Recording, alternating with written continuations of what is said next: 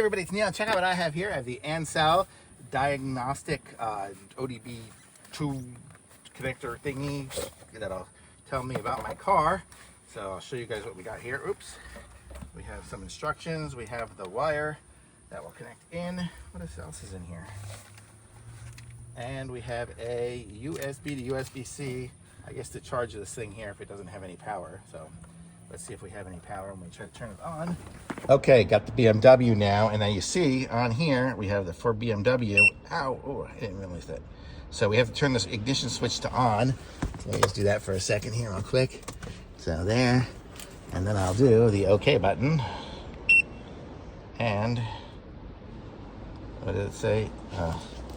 If the vehicle's equipped, okay. Okay, but what is this? This is a series what? X3. X series. X3. What year? 2017. And then basically it just does the scan here. It'll tell us how everything is. Our cars, everything's okay. But how cool is that? So got a nice little scanner here for the BMW. This is the X3. So totally good. Thumbs up.